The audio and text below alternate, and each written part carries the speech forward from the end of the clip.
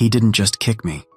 He did it in front of everyone, his friends, our neighbors, and even the new receptionist from his office who had no business at our housewarming party. One minute I was handing out drinks and trying to ignore the tightness in my chest. The next, I was flat on the floor, heels twisted, guests frozen in silence. He stood over me, holding a champagne flute, grinning like he had just won a trophy. "She talks too much," he muttered, loud enough for the crowd to hear. "Now you all see what I deal with every day." Some laughed. Not everyone. But enough did. I lay there, humiliated, bruised, not just physically. I felt stripped of every ounce of dignity I had clung to in the past 4 years of our marriage. And he, Victor, the man I married and built an empire with, didn't even flinch when I crawled to my feet. That was the moment I knew. The man I loved was long gone. And the monster who replaced him, I was going to destroy him, silently, legally, and completely. If you've ever been humiliated by someone who promised to protect you, hit that like button, comment your thoughts, and subscribe to Tales of Revenge, because what comes next will leave you breathless. I met Victor in the narrow aisles of a secondhand bookstore in Ikoyi, Lagos. He was charming, well-spoken, and completely broke. I was managing my aunt's food delivery startup, and he was trying to start a small tech blog with a busted laptop. What I didn't know back then was that I was his way up. Not a partner, not a lover, a ladder. We dated for 6 months before he proposed. Fast. But back then, I thought it was romantic. My friends called him ambitious. I called him focused. I had just gotten an inheritance from my late mother, N5 million, which I used to co-fund his digital dream. Within 2 years, he was making money. Not a lot, but enough to afford better clothes, an apartment, and a car. He hired staff, got noticed. I kept managing our finances until he said we needed to divide roles. "I'll handle the business accounts," he said. "You just focus on being my queen." My queen. But slowly I became invisible in my own home. His meetings became parties. His co-workers became flirty women who showed up at odd hours. I found hair on our pillows that wasn't mine, perfumes that weren't mine, lipstick on his shirt that sure wasn't mine. And each time I asked, he gaslit me. "Are you accusing me? You're paranoid. You don't trust me because you're insecure." So I shrunk. I shrunk so he could shine. Until that night. We were hosting a promotion celebration. Victor had just landed a partnership deal with a Nigerian tech giant. He invited all his friends, colleagues, and even some investors. I didn't know the guest list had over 60 people. I didn't even know the party was happening until 48 hours before. But I stayed quiet. I ordered food, cleaned, arranged the hall, put on my best gown. As I walked around with a tray of drinks, I heard him laughing with his friends. One of them, a sharp-jawed man in a linen suit, said something about me being too traditional. Victor shrugged. "She's from a different world, but she's learning her place." That one sentence shattered the last bit of peace I had. I turned to walk away, but the heel of my shoe caught on the rug. I stumbled, and he reached out, not to help me, but to push. Hard. I fell. And he laughed. The party went on. Music resumed. But something in me died. I went upstairs, locked the door, and cried on the tiled bathroom floor. That night, I didn't sleep. I didn't eat. But I did one thing. I opened my old files. Business licenses, bank statements, deed of property, even his power of attorney. I realized one thing that almost made me smile. The house we lived in, still registered in my name. His business, co-signed under the startup I registered. His car, financed through my late mother's trust account. He was walking around with borrowed power, and I was about to pull the plug. The next morning, he didn't apologize. Instead, he tossed his keys on the table and asked why I had embarrassed him in front of his friends. That's when I smiled. "Embarrassed you?" I said softly. "Victor, you haven't seen anything yet." He chuckled like I was bluffing. "You can't do anything. You're just the wife." "No," I said, standing tall. "I'm the owner." He froze, but only for a moment. Then he dismissed me and walked out.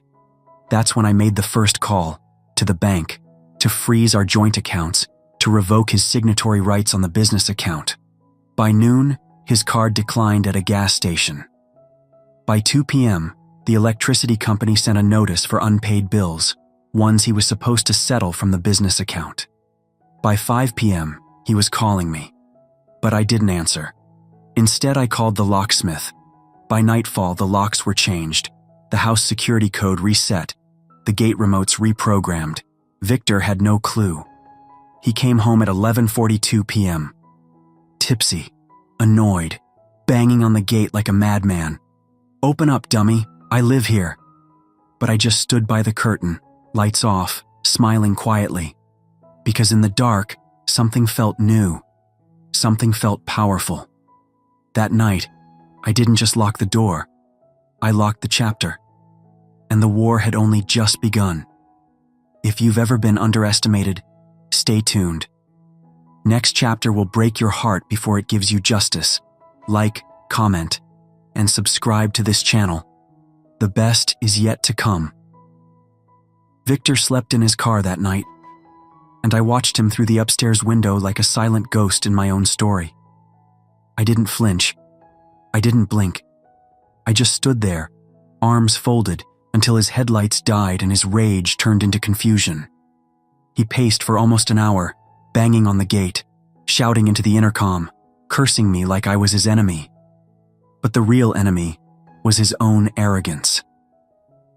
At 3 a.m., I finally went to bed, not because I was tired, but because I knew the game had started, and I held every card. If you've ever taken your power back in silence, click that like button and subscribe, because what happened in the morning would make you gasp. By sunrise, he was gone. I assumed he drove off to his friend Kunli's place, the same one who had laughed when I fell, the same one who once told Victor, "If she starts acting stubborn, there are younger girls who'd love to be with a man like you." Good. Let him go be their problem now. I dressed sharply that morning. Not for him, not for show, for me. I wore the same white power suit I wore the day I first registered my company 5 years ago, the day I stepped out of my aunt's shadow and into my own story. Then I drove to the bank. "Good morning, Ma," the manager greeted, his eyes wide. "We received your instructions to freeze both business and personal joint accounts." "Yes," I replied, "and I need full withdrawal access moved to me. Effective today." He hesitated.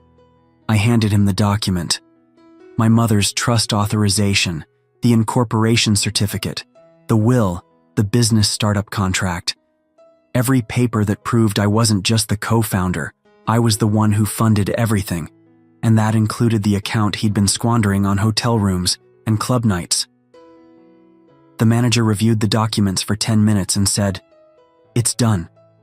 You are now the sole signatory." I nodded. No smile, no joy. This wasn't revenge. It was restoration. That afternoon, I visited our main business office in Lekki Phase 1. Victor hadn't shown up. No one had seen him since the weekend party. Some staff whispered. One even asked me quietly, "Madam, are you okay? We heard he hit you." I looked at her for a moment and said, "He kicked me, in front of all of you, and now I'm kicking him out." Silently. She nodded. "We stand with you, Ma." By 3 p.m., I had issued new instructions. All company decisions must now go through me. All access cards tied to Victor's name were revoked. I appointed my cousin Tara as the interim operations manager. Victor received a company-wide email later that evening. Following internal restructuring, Mr. Victor Adeyemi is suspended pending investigation into financial mismanagement. He called me 17 times, and I let it ring. Then he sent voice notes. "This is madness, Ada. You're ruining me. You're being emotional. Just open the gate and let's talk. You think freezing my accounts and changing locks makes you powerful? I made you." That last one made me laugh out loud. He made me? The man who had nothing but dreams when I met him? No, sir. I was the soil, the sun, and the seed. He just stood in my shade. But the day wasn't over. At 6 p.m., he returned, this time with 2 police officers. Yes, you read that right. Police. He came to our house claiming I had locked him out unlawfully and seized his property. I watched them from the upstairs balcony as they knocked. Madam, please come out. This man says he's the legal owner of this house. I came down slowly, papers in hand. Calm, graceful. Officers, I said politely. Do you have a warrant? No, one replied. But this man, this house, I said firmly, is in my name. I have the C of O. I have the deed. I built this with my inheritance. I handed them copies. And this man, I continued, has no tenancy agreement, no ownership, and as you can see from the bruises on my arm, I rolled up my sleeve. He assaulted me 2 nights ago. Their eyes shifted. One officer turned to Victor and asked, Oga, na true? Victor stammered. The officer sighed. Oga, if madam get paper, you no get case. This one a domestic matter. Go court if you no gree. They left. Victor stared at me like he was seeing me for the first time. I made one mistake, he spat. No, I said softly, closing the gate. You made 1,000, and I remembered every one. That night, I received a call from Tara. Auntie, she whispered, you need to see this. She sent a screenshot. Victor had made a burner Facebook account. He posted pictures of me with captions like, this woman used juju to take over my company. She's a fraud. She's lying to everyone. She's unstable. If anything happens to me, blame her. He was unraveling publicly. Good. Let him scream in the dark, because I had light and receipts. But I underestimated one thing, how far a wounded man could go when he realizes you no longer fear him. The next day, Victor showed up at my office, not at the gate, inside. He had somehow convinced one of the junior staff to let him in. He stormed into my office like a wild dog, sweating, disheveled, red-eyed. You think you've won, he shouted. I stood. Tara, I called. Before he could lunge, 2 security guards dragged him out. I followed behind, heels sharp against the marble, head high. Victor Adeyemi, I said in front of all my staff. You are now trespassing. If you return here again, I will file a restraining order. He shouted something vulgar as they forced him out. But I didn't flinch. I looked at my staff. I apologize, I said calmly. This won't happen again. And I meant it, because that evening I made another call. To the real authorities. To finally file a restraining order. And something else too. I called a lawyer. Is there a way, I asked, to remove his name permanently from our business? I want him erased, legally, entirely. The lawyer paused, then said the words that made my lips twitch. Yes, and we can start immediately. If you think that was satisfying, just wait until you hear what she does next. Hit that like button, drop a comment if you've ever been underestimated, and don't forget to subscribe. The very next morning, my neighbor Sheila knocked on my door with a raised brow and an expression that screamed she had already heard the latest gossip. I heard you were crying outside last night. That man, he kicked you in front of everyone? She asked gently, handing me a small flask of tea like she was handing me dignity. Girl, I'd have slapped the devil out of him. I smiled weakly, accepting the tea. Yeah, he really did. She sat down beside me in my tiny apartment. What are you going to do? And that was the question that had haunted me all night. What was I going to do? I didn't have much, but I still had my pride. And my name wasn't going to be Mrs. Walk All Over Me. Not anymore. Sheila took one look at me and said, if you need help packing his bags, I'm your girl. But I wasn't going to pack anything. I wasn't going to scream or cry anymore. I was going to handle this smart. That's when I remembered the bank account. Back when things were sweet between us, I had helped Raymond set up his business account. He needed someone trustworthy, And who better than his loyal wife? My name was on the business documentation. Legally. He never changed it because he didn't expect me to have a backbone. I pulled out the paperwork from a box beneath my bed. My heart pounded as I flipped through the pages. And there it was. My name right next to his, listed as a co-owner of the account. Raymond had been making money from the logistics company we started together. But the money was in our name. He must have forgotten. Or maybe he thought I'd forgotten who I was. Well, I hadn't. I made my way to the bank. The banker glanced up at me with a smile.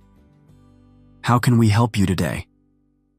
"I want to freeze all withdrawals from this account," I said, sliding the documents across the table. "Are you the primary or secondary account holder?" "I'm both. We're co-owners." He scanned the files. His eyebrows rose. "You're right."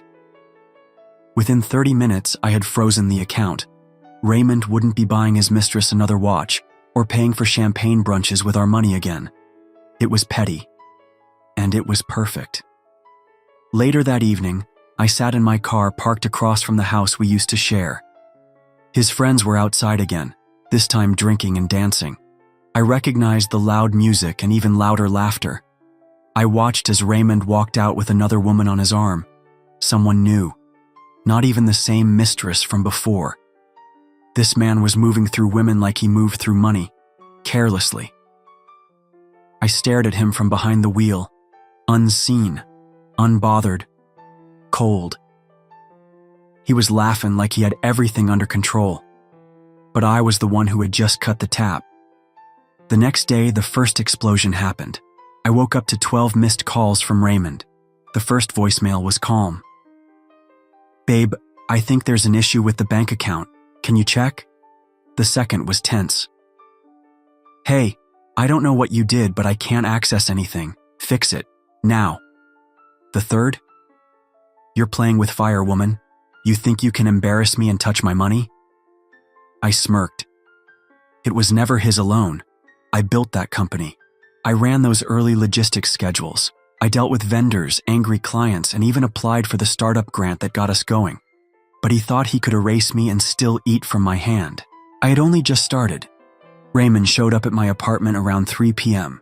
His shirt was wrinkled, and his face was flushed with rage. "You locked the account?" he barked as soon as I opened the door. I didn't flinch. "Yes, I did." "You crazy? That's my business, my livelihood." "Our business," I corrected. "And if you're going to beat me in public, you better get used to earning in private." He shoved the door frame with his palm. "You want to fight dirty?" I tilted my head. "No, I want to fight smart." He looked like he wanted to lunge at me, but for the first time he saw that I wasn't scared. The thing about being kicked is, once you hit the ground, you either stay down or you rise up angry. He stormed off, and that's when I started the second phase of my plan, changing the locks. I called a locksmith from across town, someone who didn't know Raymond or his people. He arrived by sunset. "You sure about this?" the man asked. I nodded.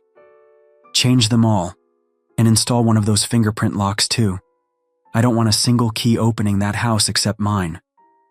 Because I was done being the woman who begged to be respected. Now I was the woman who gave silent consequences. 2 nights later, I sat inside the house again, alone. It smelled like jasmine and justice, the scent of a woman who reclaimed her space. Raymond hadn't tried to return. I was sure he thought I wouldn't go that far. But the moment he did, he would find his key didn't work, and his account was empty. Because guess what? I also moved my half of the funds to a separate savings account. Legally, carefully, quietly. That night, I danced barefoot on the cold tile in my satin robe, sipping tea, my playlist on full blast, until I saw headlights sweep across the living room. He was back. He stepped out of his car, walked up to the front door, and tried the key. It jammed. He tried again. Nothing. I watched through the peephole as he pounded his fist on the door. "Open this damn door, woman! You think you can lock me out of my house?" I didn't answer. I watched him rage, then retreat to his car calling someone on the phone. Then I turned off the lights and waited. Because I knew the real storm hadn't even begun yet. If you thought freezing the account was bold, wait until you see what she does next. Hit that like button, drop a comment if you've ever been taken for granted, and make sure to subscribe, because next chapter is going to be her most powerful move yet. I didn't open the door. I didn't shout. I didn't scream. I simply watched him beat his fist against the wood like a madman locked out of his own kingdom. Only this time, the queen had taken the crown, the keys, and the kingdom too. He kicked the door again. "Open up! You think you're smart? You forget who you married?" No, I didn't forget. I remembered everything, every insult, every laugh shared with his friends at my expense, every time he called me useless when I had built the damn company from scratch. I had remembered too much and he had remembered too little. I stepped away from the door and let him scream himself hoarse. I was not the same woman who used to cry in the bathroom after his outbursts. That woman was gone. The next morning, my phone buzzed with a new alert. Raymond had tried to open another account using company funds, but the bank blocked the attempt because I had flagged the business name. And as co-owner, I had every right. I knew it would only be a matter of time before he retaliated in a way that wasn't just yelling. So I called my lawyer. Her name was Amaka, and she was as fierce as they came. "You did good freezing the accounts," she said after reviewing everything. "Now we prepare for the legal blowback. And if he tries to force his way back into the property, well, we'll make sure that ends in court." "And what about the house?" I asked. "He says it's his." She leaned forward on the video call. "Do you have the original title documents?" I nodded. It was deeded in my name. He insisted I be the one to sign at the time because my credit score was better. He just never thought I'd remember that. She chuckled. "Then he has no legal footing. Let him try to walk into a courtroom with that nonsense." That night Raymond returned. This time he didn't knock.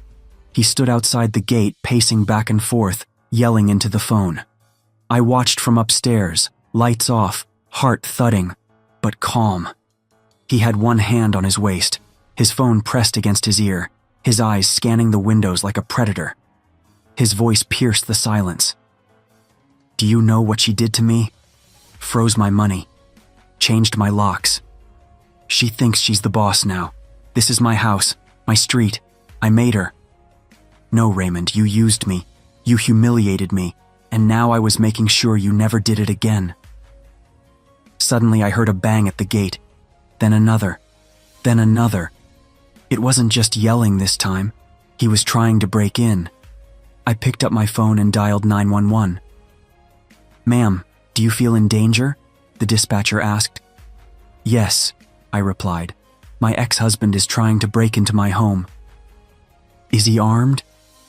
I looked down. He wasn't holding anything, just his fists and rage. "Not visibly, but I need help." Within 10 minutes, 2 officers arrived. They pulled him aside. I watched through the curtains as he tried to explain, waving his arms, pointing at the house, shouting something about ownership. But when they asked for proof, he had none. "Your name's not on the title?" one officer asked. "It doesn't matter," he screamed. "It does in the state of Georgia," the officer replied. "You have no right to be here." They handed him a citation for harassment and trespassing and told him to leave the premises. And then it happened. The moment that changed the tone of everything. As he got into his car to drive off, the new woman, the same one he'd brought to the barbecue the day he kicked me, stepped out of the passenger seat. She didn't say anything. She just looked up at the house, then at me standing behind the curtain, and she smiled. Not a warm smile. It was the kind of smile women give each other when they think they've won. I pulled the curtain shut. She didn't know what was coming, because my plan was never just to get revenge. My plan was to dismantle his entire facade, legally, financially, and publicly. And I had just begun. The next day I filed for full ownership of the business under grounds of abandonment, misuse of assets, and verbal assault within a domestic partnership. Amaka helped me gather every receipt, every email, every document, even the texts where he admitted to giving money to other women from our joint account. When the papers were served, Raymond exploded.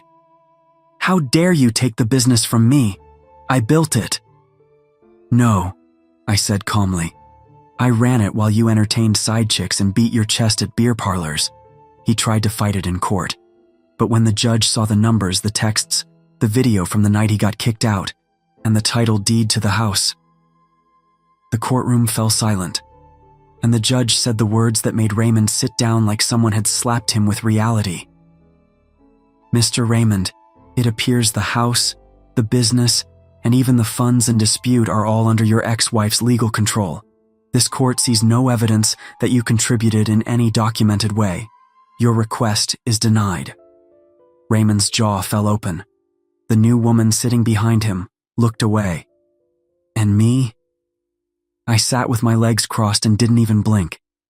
Because the best revenge isn't loud. It's paperwork. But just when I thought the storm was over, a stranger approached me in the courthouse hallway after the hearing. She was tall, with dark lipstick and a calm voice. "You don't know me," she said, "but I'm one of the other women he lied to, and I think we need to talk." She froze his account. She changed the locks. She even beat him in court. But wait till you see what this other woman reveals in next chapter. If you've ever been underestimated, hit that like button, share your thoughts in the comments, and subscribe, because the best twist is still coming. "I think we need to talk." Her voice was calm. Too calm. We stood in the courthouse hallway, her dark lipstick sharp against her light brown skin, her eyes not blinking as she looked directly at me. She didn't look angry. Not exactly. She looked resolved, like someone who had been holding something in for too long. I glanced at Amaka, my lawyer. She raised an eyebrow but said nothing. "Talk about what?" I asked. She stepped closer. "About Raymond, and the lies he told both of us." I let out a breath and motioned toward the coffee shop across the street. 10 minutes, I said. "Let's hear it." We sat in a corner booth. She didn't waste time. "My name's Zuri. I was seeing Raymond for over a year. He told me you were separated, said you were emotionally unstable. He said the business was failing because of your spending." I almost laughed. He always did project his sins onto others. Zuri nodded. "He promised we'd start fresh. He said he was moving into his own apartment soon. I didn't know about the barbecue day. I didn't know you were still married." "Did you know he was draining our joint account to fund your dates?" I asked calmly. She blinked. "No." "Did you know he tried to use company money to rent a luxury penthouse in Abuja?" Zuri's mouth parted slightly. "No. I only knew he was throwing a lot of cash around." "Well," I said, "it wasn't his cash." Zuri looked down at her cup. "I didn't come here to defend him. I came because he's doing the same thing again." My brows lifted. "To who?" She reached into her purse and handed me a folded piece of paper. "Her name is Angela. I met her by accident. She thought she was the only one. Turns out he's juggling 3 of us at once, and now he's talking about starting another company." I opened the paper. It was a printout of WhatsApp screenshots, messages between Raymond and Angela. He was promising to register a business in her name. He said he wanted to start over, said I was crazy and controlling. Typical. "So what do you want from me?" I asked, voice steady. "I want to help you take him down," Zuri said. I stared at her. Her hands were folded neatly in front of her. No dramatic gestures, no fake tears, just a quiet, focused rage, the kind I had once swallowed for years. "What's in it for you?" I asked. She smiled faintly. "Peace." That evening, I took Zuri up on her offer. She gave me access to her chat logs, her receipts, her voice memos. She even had a recording of Raymond bragging to his friend about how easy it was to scam emotional women. I handed everything over to Amaka. "We're building a profile now," she said.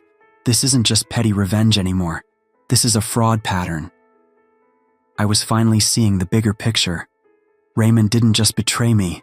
He had a system, a lifestyle based on lies, manipulation, and draining the women who believed in him. And it was time to expose it all. A week later, Amaka filed for an emergency injunction that would freeze any new businesses opened in Raymond's name pending investigation. He got served the papers at his gym. The same gym where he used to laugh with his boys and show off his new sneakers, bought with my money. Now the same boys were whispering about him. The whispers turned into group chats, and then the posts started circulating. Is this your king? He was driving her car. She built the company and he still cheated? Karma wears heels this year. Raymond tried to push back with a post of his own, a blurry video of him sitting in a hotel lobby, trying to look composed. I just want peace, he said. I'm not perfect, but I've always tried to do right. But the comments didn't buy it. You kicked her in public, remember? You moved your side chick into her house. This ain't about peace. This about you losing control. The court date for the full business ownership ruling was set.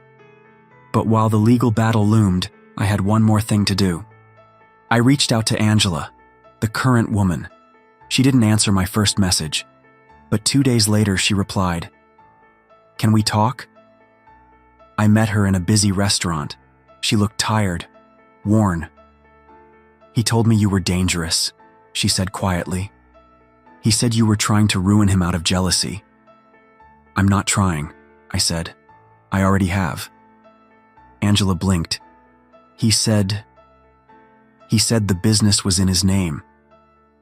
I took out a copy of the title documents, right there at the table.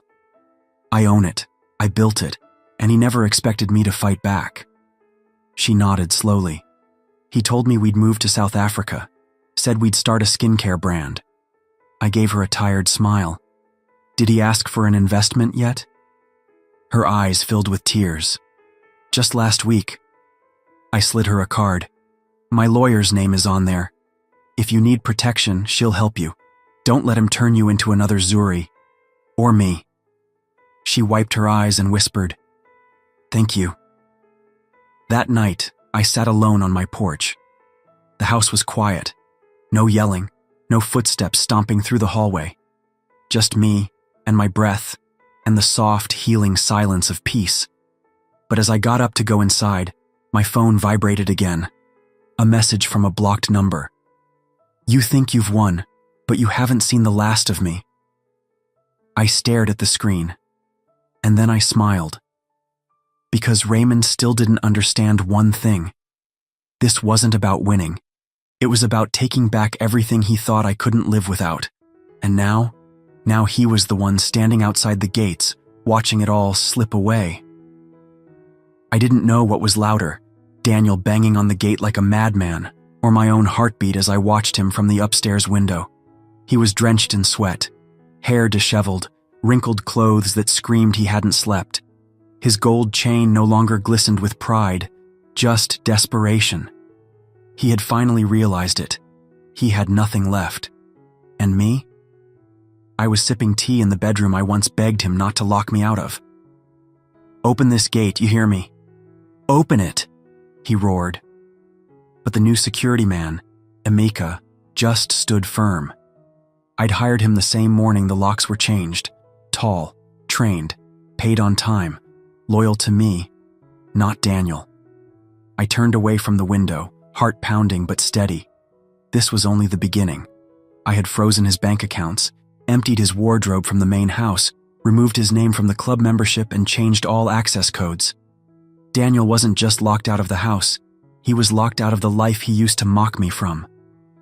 3 days earlier, I had met with my lawyer in secret, Mr. Ada Tokunbo.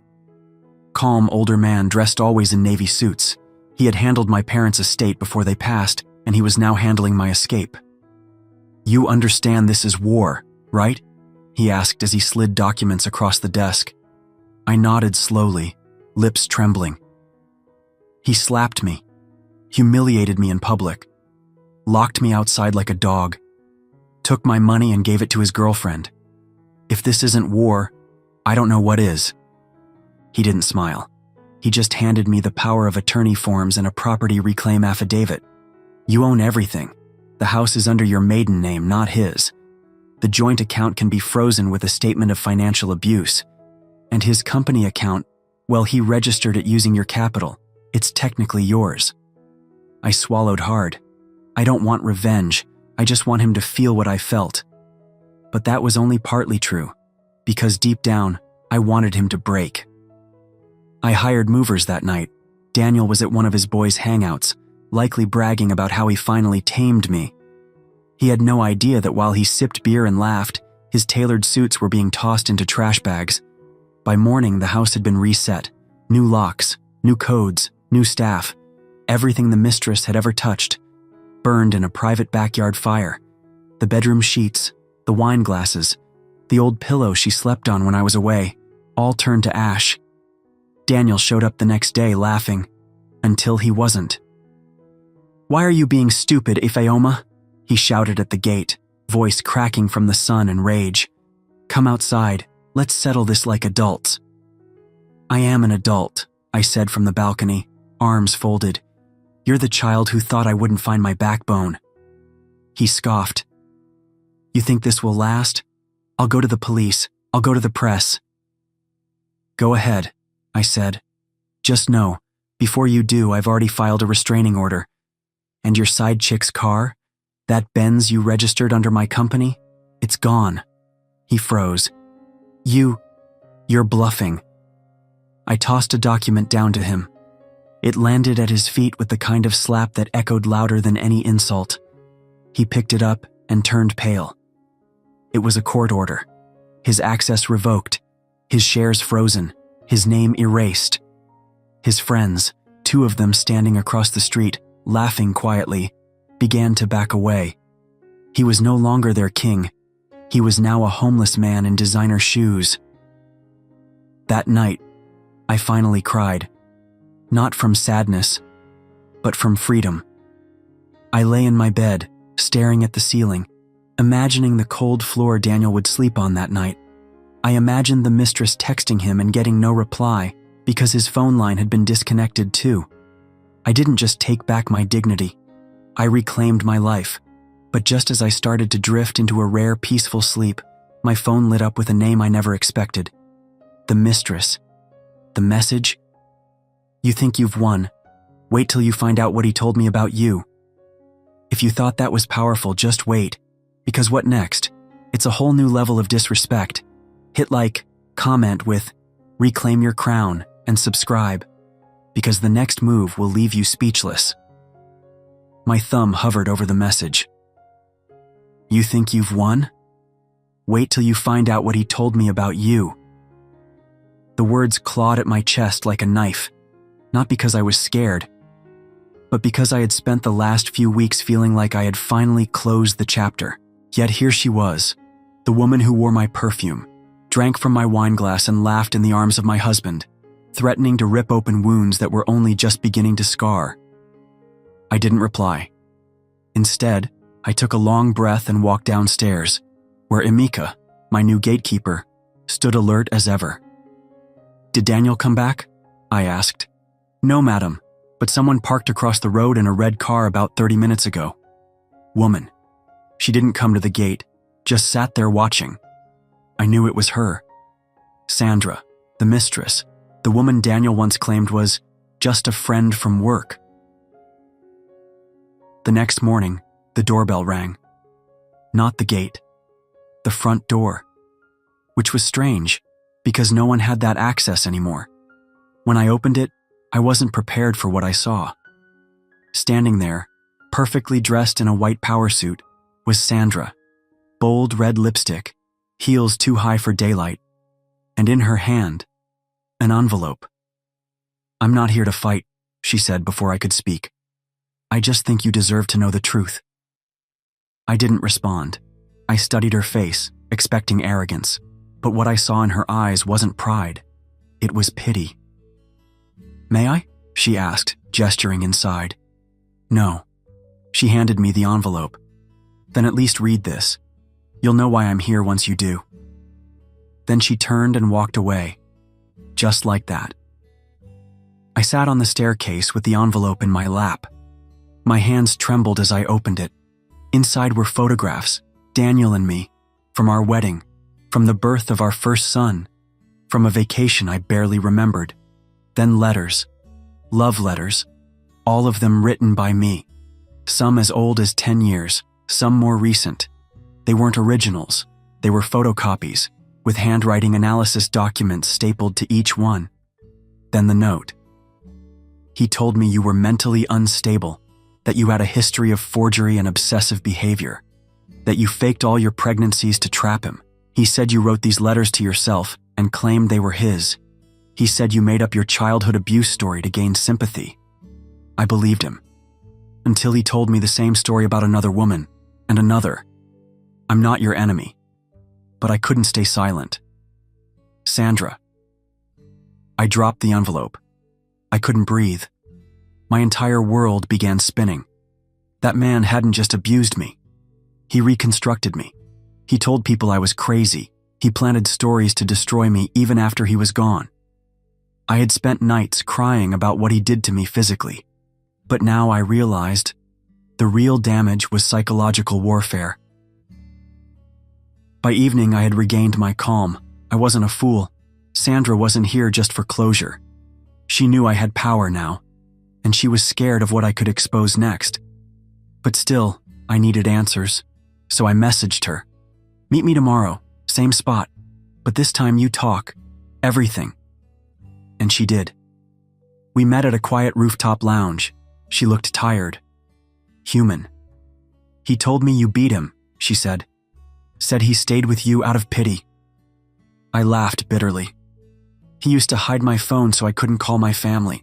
Once he hit me so hard I lost a tooth and he told people I fell in the shower. Sandra nodded slowly. He said you stole his company, but the accountant said the shares were always in your name. I leaned in. You thought you were special, didn't you? She didn't deny it. Let me guess. He said I was crazy, that I was nothing without him, that I ruined his life.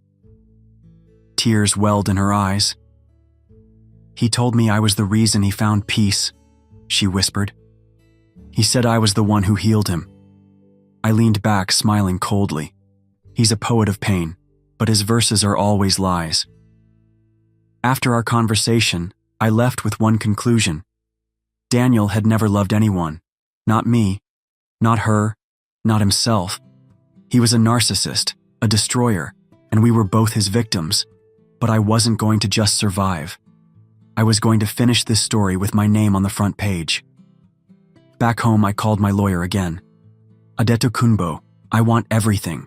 Not just the house, the cars, the land in Port Harcourt, even the joint shares in the oil rig investment.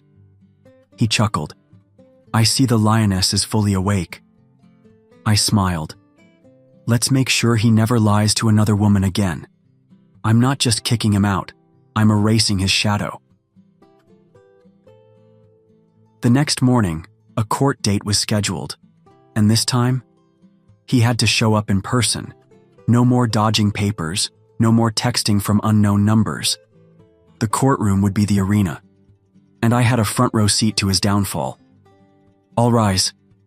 The voice of the bailiff echoed through the courtroom as the judge entered, a towering woman in black robes, glasses low on her nose, and a sternness in her stride that demanded attention.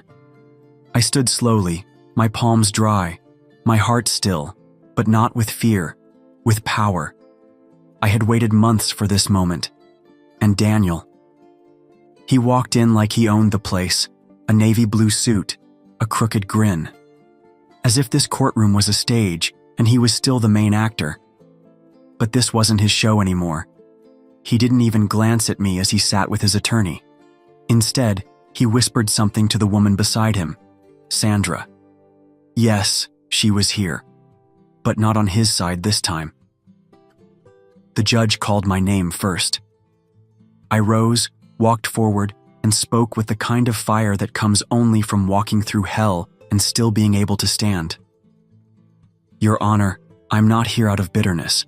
I'm here because I was silenced, mocked, beaten, cheated on, and almost destroyed in a marriage that was designed to erase me. The room went quiet. I looked directly at Daniel. He didn't just kick me. He humiliated me in front of his friends. Then he emptied our joint account, took my jewelry, my name, and tried to erase my sanity. Daniel leaned in to whisper something, but the judge raised a hand.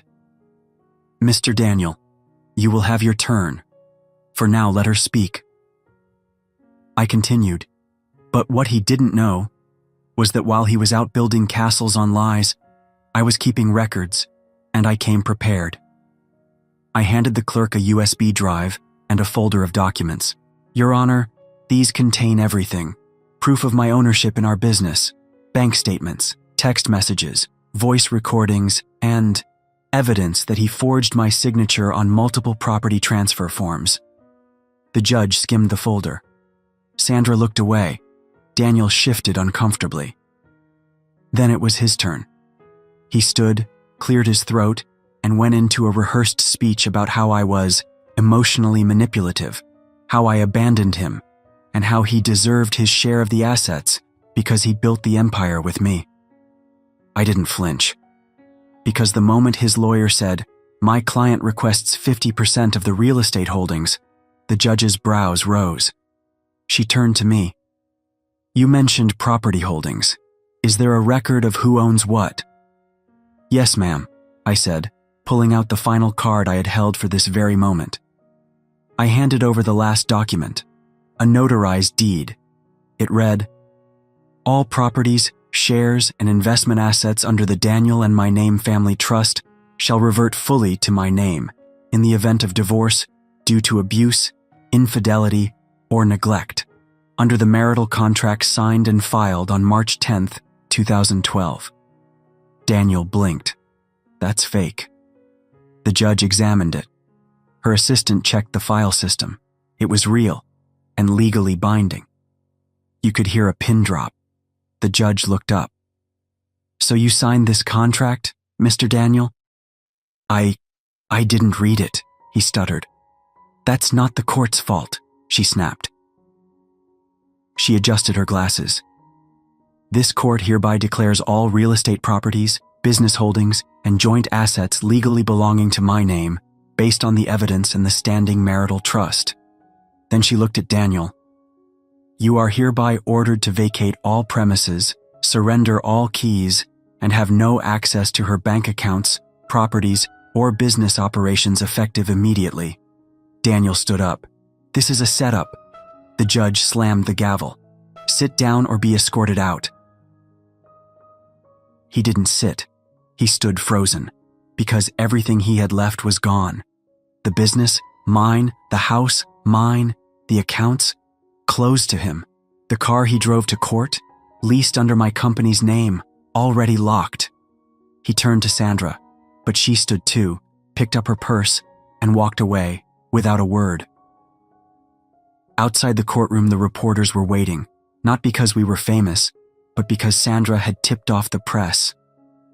"Woman wins full real estate empire after abusive husband demands divorce share." The headline went viral by sundown. I walked into my home that evening, unlocked the doors with my keys, and poured myself a glass of wine. The silence wasn't empty. It was victory. The next morning, I posted a message on our former joint business page. "To our loyal customers and staff, effective immediately, all operations are under new management. To those who believed lies, may the truth find you. To those who stood silent, I heard your silence louder than words. And to those healing from betrayal, stay standing, because one day they will need your mercy more than your anger." I didn't post Daniel's name. I didn't need to. His story was now a warning, and I was the one holding the pen. If you felt this story hit deep, don't scroll past, tap subscribe, and turn on notifications for more tales of justice, healing, and silent strength. And tell us below, what would you do if someone tried to erase you? Let your voice be heard. I was trending on Twitter and didn't even know it. The morning after the court ruling, I woke up to dozens of missed calls, texts from unknown numbers, and a doorbell that wouldn't stop ringing. Reporters, curious neighbors, opportunists. They all wanted a piece of the story, But I didn't care about the noise. I cared about the silence. The silence in my house. The silence in my soul. The silence that came after surviving a storm and realizing the roof didn't cave in. But just when I thought the battle was done, Daniel started a war I never saw coming. 3 days after the verdict, my assistant, Linda, rushed into my office panting. "You need to see this," she said, holding out her phone. It was a YouTube video. The title, "My Side of the Story, How She Lied and Took Everything, The Truth About My Divorce," posted by Daniel. There he was, sitting in a small apartment, fake tears in his eyes, twisting the truth like he twisted my arm so many nights. "She left me with nothing," he said, voice cracking. "I gave her the best years of my life. She manipulated the courts, froze my account, took my car, and now I'm sleeping on my friend's couch." He even added dramatic piano music in the background. I blinked, stunned. Over 240,000 views, 5,000 comments, people believing him. Men go through so much. She seems like the controlling one. No man deserves to be broken like this. Linda looked at me. "You want me to issue a press statement?"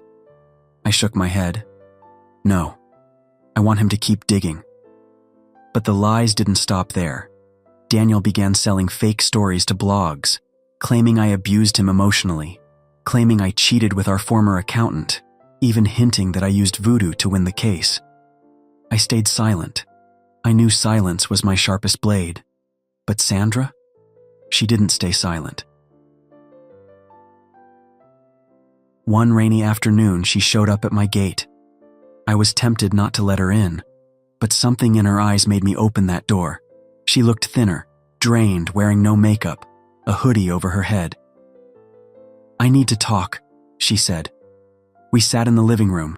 She sipped the tea Linda brought her, then looked up at me. "I'm pregnant," she whispered. My heart skipped. She paused. "It's Daniel's, but I don't want anything to do with him anymore." I crossed my arms, trying to keep my face unreadable. "Why tell me?" "Because he's planning something stupid. He's angry that the sympathy train is slowing down. He's trying to ruin you." I waited. "He said if the courts won't give him your money, he'll make the world turn on you. And if that fails, he'll break in and take what he wants." I stood slowly. "Did he say that exactly?" She nodded. "And I recorded it." She pulled out her phone and played the audio. Daniel's voice boomed out clearly. "She made a fool out of me in court. But watch, I'll break into that house, live stream it. Say she attacked me first and they'll believe me. All I need is the right timing." I stared at the speaker as the blood drained from my face. He wasn't just bitter. He was unhinged. And he was planning to play the victim again. That night, I called my lawyer. We filed a restraining order extension. But I went one step further. I installed 24/7 surveillance, hired private security, and armed myself with pepper spray, batons, and a panic button that alerted the police in 3 seconds. He wouldn't take my peace. Not again. A week passed, no word from Daniel. The video traffic died down until I saw a headline. "Man arrested for attempted break-in at ex-wife's mansion. Claims it was a live stream performance." I clicked faster than my heart was beating. The security footage was leaked. There he was, Daniel, climbing my backyard fence at 2 a.m. A GoPro strapped to his chest. Mumbling into a mic, "Just watch. She's the devil. I'm just getting what's mine." Then, flashing lights. Police. Guns drawn. Daniel on the ground screaming, "I'm the victim. She took everything." It went viral. Again. But this time the world didn't sympathize. They saw the truth. Uncut, unscripted, unforgivable. The blogs turned. From husband to intruder, the fall of Daniel Mensah. Ex-wife breaks silence after attempted break-in. He kicked her. She froze everything. Now he's behind bars. I didn't speak to any media outlets. But I did post one thing on my Instagram story. A single slide, black background, white words. When you lie, you need a script. When you live in truth, you just need silence. Thrive in peace. He kicked me and laughed. Daniel was charged with attempted burglary and violating the restraining order. Sandra disappeared from social media. And me? I sat in my garden that night, barefoot, no makeup, no press, just me and the stars. I lit a candle. Not for him. For every woman like me. For every woman told to just let it go. For every woman who stayed silent for too long. Because now, we were speaking, and the world was finally listening. But peace doesn't last forever. 2 days later, I received a letter from Daniel's mother, handwritten, sealed with wax, mailed from Ghana. And the last line read, "You may have beaten my son in court, but you will not break this family. Watch yourself." And just like that, the next battle had begun. If this story moved you, if you've ever survived something others couldn't see, don't just watch. Tap subscribe, turn on notifications, and share this video. Let's give power back to the ones who were kicked and left for dead, and show them they're not alone. Tell us in the comments, what would you do if your ex came back with a threat like this? Back at the conference, I looked down at my phone, a new voicemail from Daniel. "Please," his voice cracked. "Just one conversation, no cameras, no guards, just us." I didn't delete it. I didn't respond either, because some chapters don't deserve sequels. They deserve silence. That weekend, I took my daughter shopping. "Mom," she said, tugging on my hand, "can we go to the old thrift store?" I laughed. "The same one?" "Yes, I want to show you something." We walked in. The smell hadn't changed, but the vibe had. People nodded at me now, smiled. A few even whispered, "That's her." My daughter pulled me toward the back. "I want to buy this," she said, holding up a dusty plaque with the words. She remembered who she was, and the game changed. "Perfect," I said, hugging her. "We'll hang it above our front door." She tilted her head. "The mansion one or the apartment?" I smiled. "The one where we feel the most free." That night, as I soaked in the bath with candles around me and silence finally wrapping its arms around my soul, I replayed everything in my mind. The betrayal, the kick, the laughter, the tears, the ice-cold nights I slept wondering who I was without him. Now I knew. I was the woman who didn't just survive being kicked in front of friends. I was the woman who kicked back, in silence, in strategy, and in style. And as for Daniel, he became the cautionary tale. If you followed this story to the end, then you know one thing for sure. Power doesn't always scream. Sometimes it signs paperwork. If this ending made you feel something, smash that like button, leave a comment about your favorite revenge moment, and subscribe to Tino's, because the next story might be yours.